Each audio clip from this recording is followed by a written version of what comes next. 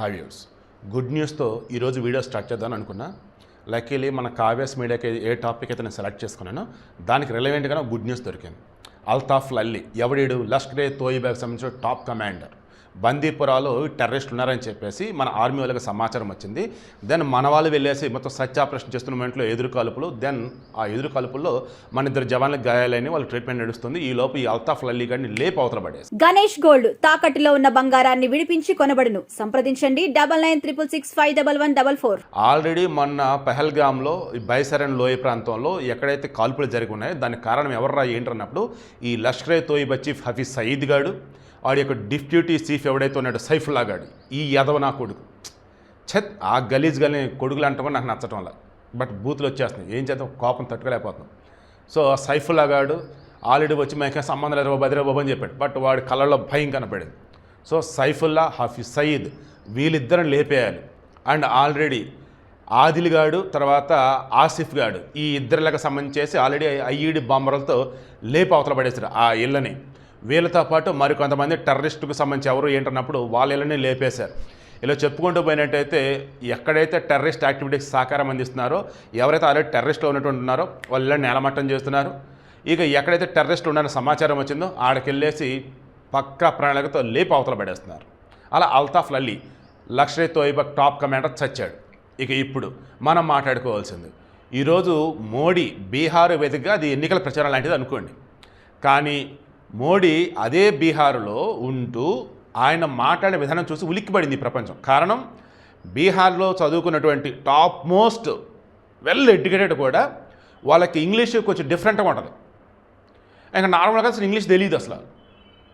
అటువంటి గడ్డ మీద ఇంగ్లీష్లో మాట్లాడాడు మోదీ. ఏ రకంగా, ఉగ్రవాదులు అన్న వాళ్ళు ఎక్కడున్నా సరే ఏరివేస్తాం, ఎక్కడున్నా సరే వారిని ముందు వెతికి పట్టుకుంటాం, ఆ తర్వాత వాళ్ళు ఏం చేశారు ఏంటనే ఆధారాలతో సహా ప్రపంచం ముందు పెట్టి లేపి అవతలేస్తామని చెప్పేసి అన్నాడు. దాంతో ఒక్కసారిగా పాకిస్తాన్ అయితే వణిగిపోతుంది, ప్రపంచం అయితే ఉలిక్కిపడింది. ఇదేంట్రా బాబు, ఎప్పుడు శాంతి శాంతి శాంతి శాంతి అంటూ కలవరించే ఈ భారతీయులేంట్రా బాబు ఈరోజు తాట తీస్తాం, ఆరేస్తాం, ఉతికేస్తాం అంటున్నారు. ఏదో తేడా కొడుతుంది అని అనుకున్నాం. తేడా కొడతాం కాదు, సర్పయాగం లాంటిది మొదలెట్టాడు మోదీ. ఈ సర్పయాగంలో ముందుగా చేయాల్సింది మన దేశంలో ఉన్నటువంటి అంతర్గతంగా ఉన్నటువంటి విష సర్పాలని ఏరివేయాలి.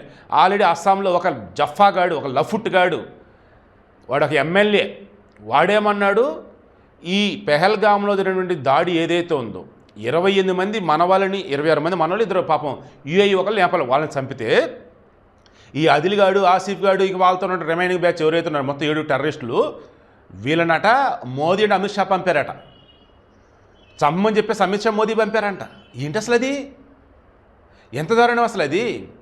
ఆల్రెడీ నేను మాట్లాడుకున్నాను, రాబర్ట్ వాద్రా అతను వచ్చి ఏమంటున్నాడు, ముస్లింలు తమ ఉనికిని చాటుకోవటానికి తాము ఆత్మన్యూనతతో బాధపడుతూ ఉన్నామని చెప్పేసి ఆ బాధను తట్టుకోలేక ఈ రకం చేశారని చెప్పేసి అతను మాట్లాడాడు. మరి అతను కూడా దేశద్రోహం, మరి ఇంకా అతను అరెస్ట్ చేయాల. బట్ అస్సాం ఉన్నటువంటి అతను అరెస్ట్ చేశారు. అలాగే మధ్యప్రదేశ్లో ఉన్నాడు ఒకడు యదవ, తర్వాత వచ్చేసి జార్ఖండ్ ఛత్తీస్గఢ్లో ఒకడు స్వీట్లు పంచుకున్నాడు. అండ్ మెయిన్గా ఢిల్లీలో ఉన్నటువంటి పాకిస్తాన్ ఎంబసీ కార్యాలయం ముందు దాన్ని నేలమట్టం చేయాలి.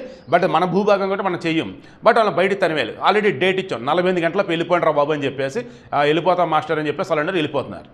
ఇప్పుడు నేను చెప్పదలుచుకుంది, మోడీ ఇచ్చినటువంటి వార్నింగ్ మామూలు వార్నింగ్ కాదండి, ఇంగ్లీష్లో ఇచ్చున్నాడు. ఇంగ్లీష్ అర్థం కానటువంటి చోట ఆ బీహారీలకి ఈయన చెప్పింది వాళ్ళకి కాదు, ప్రపంచానికి చెప్పాడు.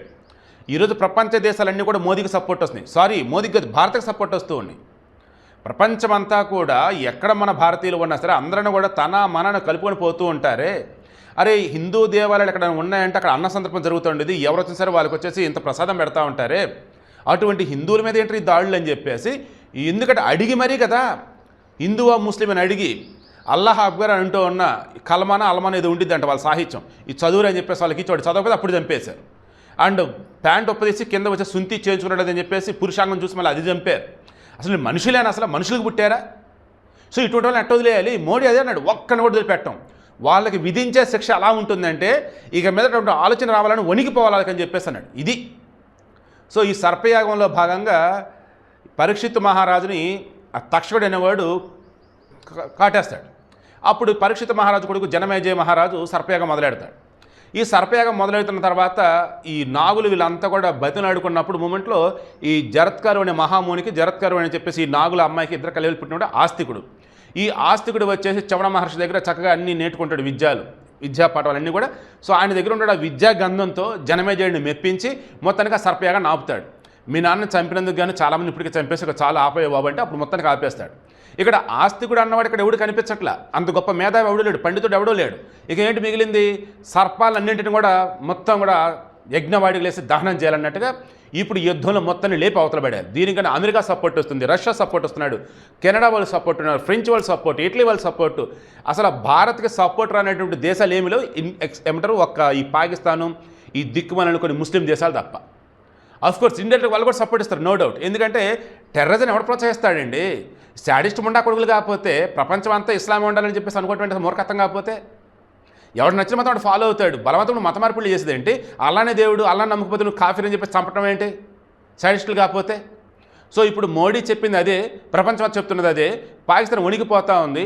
ఆల్రెడీ సింధు నది జలాల ఒప్పందం తీసి అవతల పడేసి సిమ్లా ఒప్పందం వచ్చి పాకిస్తాన్ తీసి పక్కన పెట్టింది.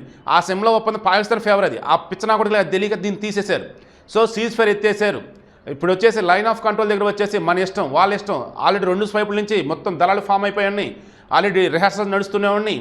మన భారతదేశం పారామిలిటరీ బలాలు కానీ యాక్టివ్గా ఉన్నటువంటి వాళ్ళు కానీ రిజర్వ్గా ఉన్నటువంటి వాళ్ళు కానీ అందరికి సెలవులు రద్దు చేశారు, ఇమీడియట్గా వచ్చేయమని చెప్పారు. సో ఇప్పుడు విషయం ఏంటంటే ఎనీ టైం యుద్ధం ఖాయం. పాకిస్తాన్ వెన్నులో వణుకు పడుతూ ఉంది. ఏ రకంగా అంటే ఆల్రెడీ వాళ్ళ దగ్గర భయంకరంగా అప్పుల్లో ఉన్నారు, ఆల్రెడీ వాళ్ళ దగ్గర ఫారిన్ రిజర్వ్స్ లేవు, ఆల్రెడీ వాళ్ళ దగ్గర ఉన్నటువంటి ఏవైతే ఫ్యూయల్ రిలేటెడ్ ఉంటుందో అవి అంతగా లేవు.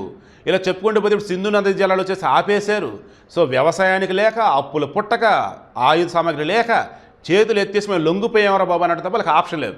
ఇక ఇప్పుడు పాక్ ఆక్యుపైడ్ కాశ్మీర్ ఏదైతే ఉందో మన ఇండియాలో విలీనం అయిపోయింది.